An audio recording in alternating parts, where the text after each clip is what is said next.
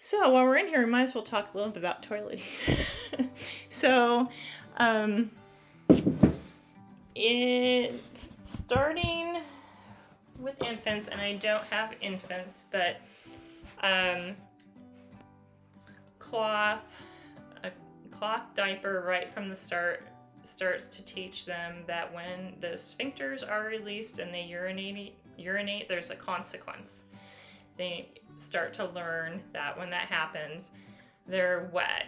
And in many cultures, parents, family members start like recognizing when the child is going to urinate and then taking them to the appropriate place to do so. So you can start that. I'm sure your school has policies, or your state licensing has policies surrounding that, but we definitely say once they're walking, the myelinization in their nervous system, all of the nerves and the axons and dendrites, everything's covered with the fat that means they have control of their sphincters. They can control their sphincters, they just have to learn to. So knowing they're wet is the feedback they need to do that. So that is why we have cloth in the Montessori environment.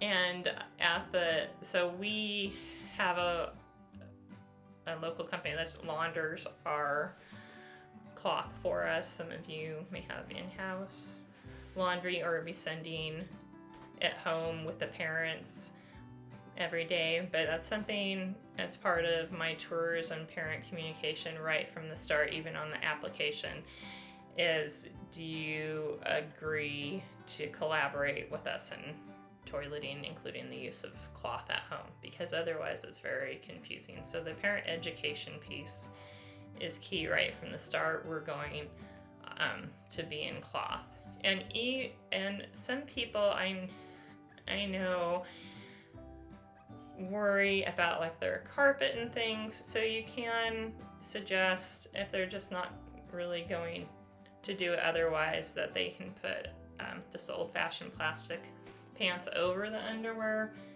But we're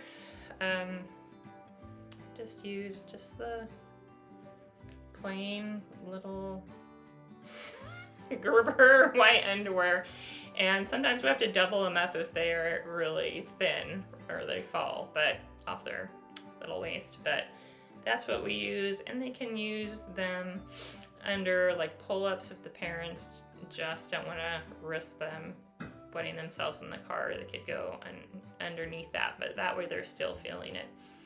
Although if they don't have any kind of plastic color, then they even really feel it going down their legs. And I've had children where this was too absorbent, but when we switched just to regular underwear and they could feel it trickle, that was really the feedback they needed to start using the toilet. Because if it doesn't impact their lives in any way, it can be hard to find motivation. But starting young with toileting really helps. They're just so eager to do what we're doing, and they're further away from that 2.5-year-old age where they've really, like, their will is fully developed. And if you wait till they're 2.5 and you change the rules of life on them and tell them now wetting yourself means you're wet, now urinating means you're wet, that's when a lot of their resistance can start. So starting earlier, where they're just super enthusiastic to try everything, and not changing the rules on them later. And we, as with everything in Montessori, view it as a process. It's the process of learning to use the toilet. And even if you among your staff and talking to parents can call it that rather than toilet training or potty training, because we're not behaviorists, right? It's their work to learn the toilet, to use the toilet, and it's a process. And yes, people do successfully put their children in front of a cartoon and give them Kool-Aid all day and train, but at what cost to the child? So that's kind of off on a rabbit. But so the other benefit of using cloth, besides the feedback to the child, is then you know right away when they've wet or when they've soiled, and you can get them out of that dirty item, because even if well, you know what pull-ups and diapers are like, if they just are bogged down with urine, or poop, it's just unsanitary, and then they get used to that feeling of kind of being like dirty, like that becomes the normal. But when they're in cloth, you'll know it right away, and you can get it off them, and then being clean becomes the ideal. And then you can mark, we just have a little toileting log. I know some of you probably have, I don't know, are any of you using like software programs to track everything, including toileting? But some method to track when they go, because not all bladders are created equally, and some 22 months old might be peeing only every 2 hours, and some might be peeing a little bit every half hour. And so if you know when they usually go and how often, you're inviting them to go at certain times. And this is an example of a time where I don't say, do you want to use the toilet? Well, especially when they're first learning, they don't know. They don't know. Am I someone who wants to use the toilet? So you just say, let's go try the toilet, and never force them or shame them when they're wet. When they're wet or soiled, it's just like as if their nose was running. Like, we wouldn't yell, oh my gosh, you're gross, your nose is running. We would just help them get the tools they needed to clean themselves. So same with toileting. We're not super enthusiastic, and of course we're not shaming them. It's just another part of life.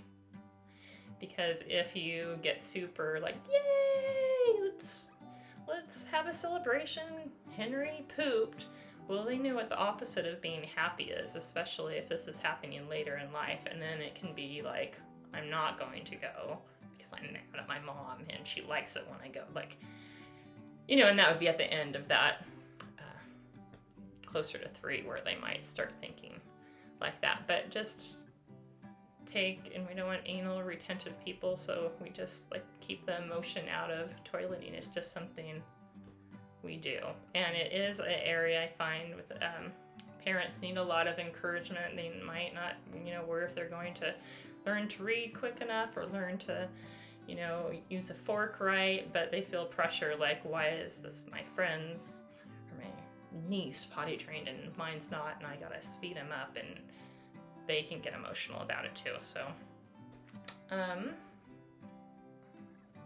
any questions about toileting?